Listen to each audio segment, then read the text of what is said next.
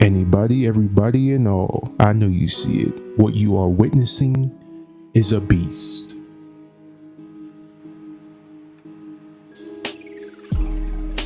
Before we get to the specs and speculations, let me take y'all on a trip down memory lane and you will see why this PC has even come to pass.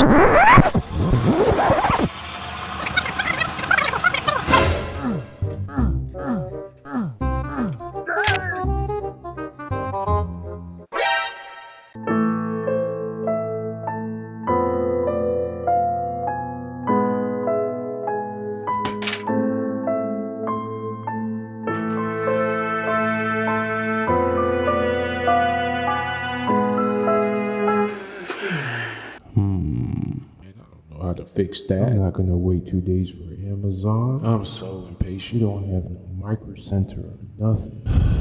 I'm gonna have to risk it and go to Best Buy. Yes, Best Buy. So, unfortunately, y'all, I was not able to record going into Best Buy. But don't fret. First up, we have the CPU. I ended up getting the AMD Ryzen 5 7600, and there was also the Ryzen 7 5700 and the Ryzen 7 7700X 8-core 16-thread. So in total, there was only 3 of these CPUs on the whole entire shelf at Best Buy. I'm not gonna lie, y'all, I wanted to get the Ryzen 7 7700 because it looked, 8-core 16-thread. I was like, man, this must be the best one. But I ended up asking the employee there which of the 3 I should take home, and he referred me to the Ryzen 5 7600. At Best Buy, I ended up paying out the door $229. So as you can see, I took a $22 deficit. Next up, we have the beloved GPU, aka the graphics card, and I was able to get the AMD Radeon RX 7600 at the moment. Everything else that they had was very lower tier. I mean, they had the AMD Radeon RX 6600, and then of course they had a numerous amount of the 3050, and it was only a 6GB memory card. And as you can see in Amazon, it was $259.99, and at Best Buy I ended up paying $269.99, which is a $10 loss. Next up, we have the Asus TUF Gaming B650 motherboard Wi-Fi Plus, and I'm not gonna lie to y'all, I got real lucky on this one. There were only Intel supported motherboards on the shelves, including like the Z790s and the 890s. I was very fortunate, but the only downside was that I ended up paying, as you can see in Amazon, the total price was $169. I ended up paying $199, $200 in Best Buy. I wasted about $30, so that was the only loss in this situation. Next, we have the Corsair Vengeance 32GB DDR5, which is a pretty solid choice. Well, I mean, that was the only choice. There was only one piece of RAM left on the shelf, which is perfect because I needed DDR5 for the motherboard anyway. And 32GB, you can never go wrong with that. And they were both $92.99 in store and on Amazon, which is a win. Okay, next up we have the CPU cooler. And true story, y'all, I was actually looking for the single fan that props on top of the CPU, and I didn't know any better. That's the only one I was used to.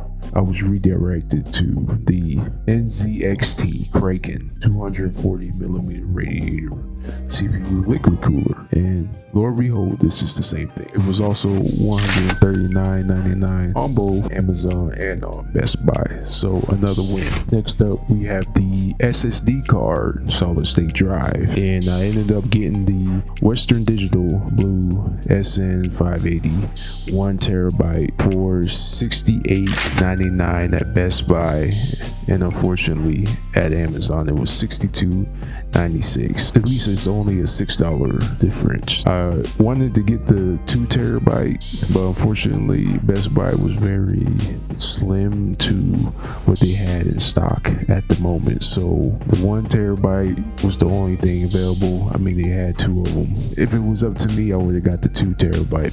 I mean, it's a $50 difference, but hey, I think it's worth it. Next up, of course, we have the battery, the power supply. I ended up getting the Thermaltake Smart 700 watt ATX, which was $54.99 at Best Buy, and fortunately it was also $54.99 at Amazon. So another win. I got the 700 watt because I personally feel like that is enough juice to run the components in the system. So a quick story about the case. Best Buy didn't have any cases, so I had to think of something real quick. I actually didn't get the whole setup on the same day. I had to wait one day because I had to go on Facebook Marketplace. And on Facebook Marketplace, I found a steal, an absolute steal. And it was, of course, this Phanteks case. And he only asked for $40, okay, for this full tower case. And I'm very fortunate, and I hopped on that straight away, okay? And unfortunately, y'all can't get this from Best Buy. Online, it is, what, $109. Sorry about that. You can pretty much use any tower case that you want to. I just ended up using the Phanteks. So with that being said, everybody, these are the components that consist of the whole system that I have composed of. So without further ado, let's get on with the benchmarks.